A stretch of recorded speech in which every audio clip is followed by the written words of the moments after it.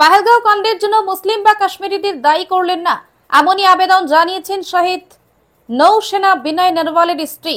মধুচন্দ্রিমায় গিয়ে জঙ্গি হামলায় স্বামীকে হারিয়েছেন তিনি, কিন্তু কষ্টের মাঝেও দেশের উদ্দেশ্যে জানালেন মানবতার বার্তা।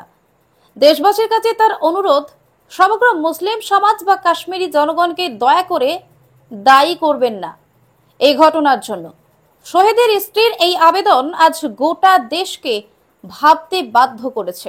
পহেলগাঁও কাণ্ডের জন্য মুসলিম বা কাশ্মীরিদের দায়ী করবেন না, দেশবাসীর কাছে আর্জি নিহত নৌসেনা স্ত্রীর।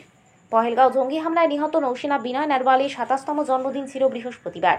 তাঁর স্মৃতিতে বাড়ির শহরে আয়োজিত হয়েছিল রক্তদান শিবির। সেই অনুষ্ঠান থেকে মানবতা, সম্প্রীতি এবং অহিংসার বার্তা দিলেন তাঁর স্ত্রী হিমাংশী নরওয়াল। তার আবেদন, এই হামলার জন্য পুরো মুসলিম সম্প্রদায় বা কাশ্মীরি জনগণকে দায়ী করবেন না। গত ১৬ এপ্রিল হরিয়ানার কার্নালের ২৬ বছর বয়সী লেফটেন্যান্ট বিনয় নরওয়াল বিয়ে করেছিলেন ২৪ বছর বয়সী হিমাংশীকে। এরপর মধুচন্দ্রিমার জন্য তারা গিয়েছিলেন কাশ্মীরের পহেলগাঁও। যাওয়ার কথা ছিল ইউরোপ। সেখানেই বিয়ের ৬ দিনের মাথায় ২২ এপ্রিল জঙ্গিদের গুলিতে নিহত হন বিনয়। বৃহস্পতিবার ছিল বিনয়ের ২৭ বছরের জন্মদিন। এদিন হরিয়ানার কর্নালে আয়োজিত রক্তদান শিবিরে সম্প্রীতির বার্তা দিয়ে হিমাংশী বলেন, আমার স্বামী হামলার শিকার হয়েছেন।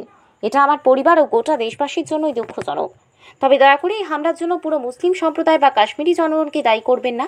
সাধারণ কাশ্মীরিরা আমাদের অনেক সহায়তা করেছেন, পাশে থেকেছেন।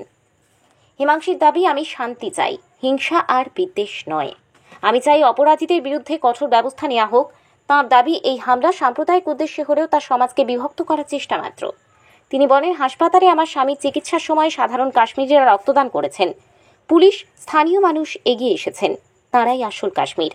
আমিও আমার পরিবার তাদের কাছে কৃতজ্ঞ।